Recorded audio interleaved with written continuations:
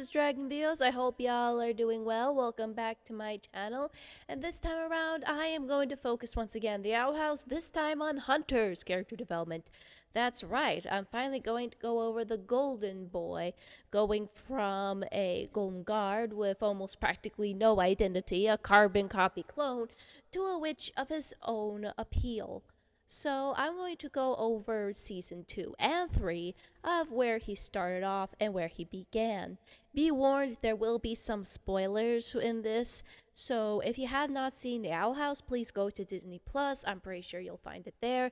And without further ado, let's begin.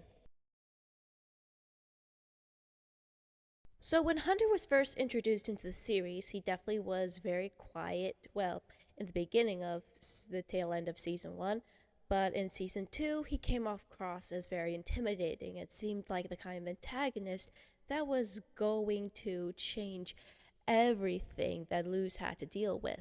I mean, taking out Lilith was one thing, but he was a tall order, especially with the staff that he was equipped at the time.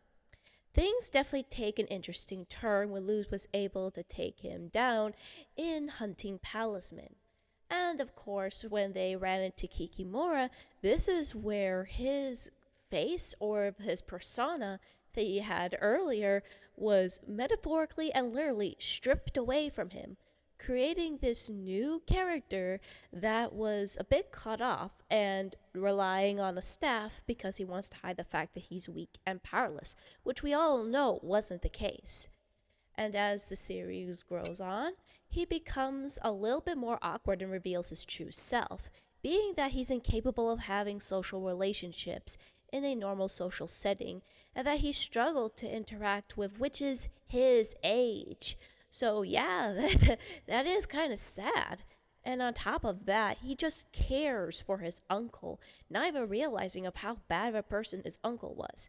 Well, he had some clue based on the physical hints we've seen of him nearly getting his head cut off by his uncle, and on top of that, witnessing a lot of Palisman dying before his very eyes. So, luckily, at that point, Luz's talk Nujitsu managed to reach him to a certain point, or at least make him recognize that he was being treated more like a person than some sort of regular soldier that'll be easily tossed away without a moment's notice. And when Flapjack came into the picture, this is where he started to interact with people more, much to his own reluctance. Flapjack was able to help him come out of his shell and interact with people in many ways they never realized. He never even dreamed that he would find himself loving things outside of his usual duty as the Golden Guard, such as taking on Flyer Derby or finding friends like Willow and Gus. And the more he interacts, the more he begins to question his time with Emperor Belos, even going as far as trying to find answers himself. And of course, when he tried to intercept Rain and the other Coven leaders who were trying to oppose Belos, he finds himself learning the truth after he and Luz accidentally activated the mind-jumping spell and found more about Belos's lies and deceit over the years in his time in the Boiling Isles. And upon learning that truth, he was thrown into an existential crisis, learning that he wasn't meant to be a living thing, that he was just a tool that the Emperor used, and that the very person he looked up to is now wanting to kill him.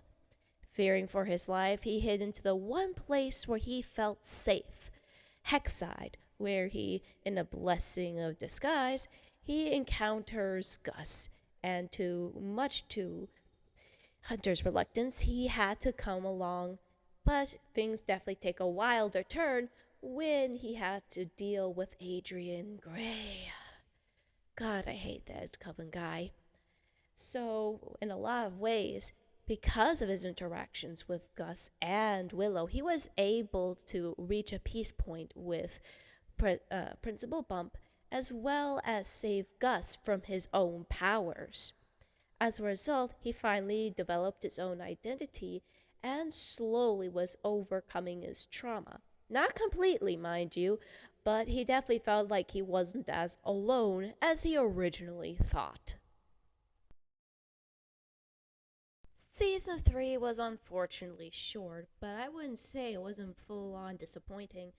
Um, one thing for sure is that we get to see that Hunter still struggles a bit with his encounter with Bellows, but at least he was in good company, and physically and emotionally, not only is he supported, but he was actually able to get some freaking rest after being awake for God knows when.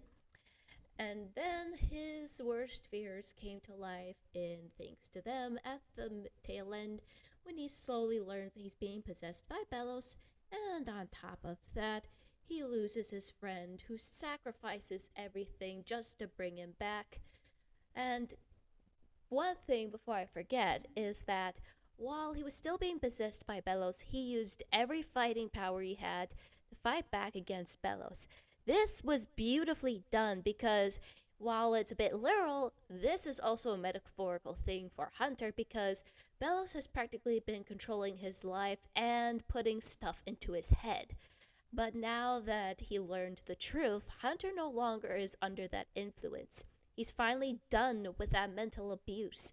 He's finally done with Bellows in general.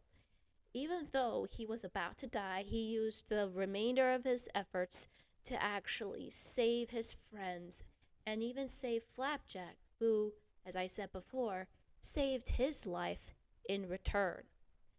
It was a bittersweet result, and he also struggled with those feelings in episode 2 into the future, but at least he wasn't alone. When he saw how Willow was upset and how she felt responsible for those feelings and what she had to bear, he stepped up his game and tried to help her snap out of it. And as a result, these two have begun to have a deep relationship with each other.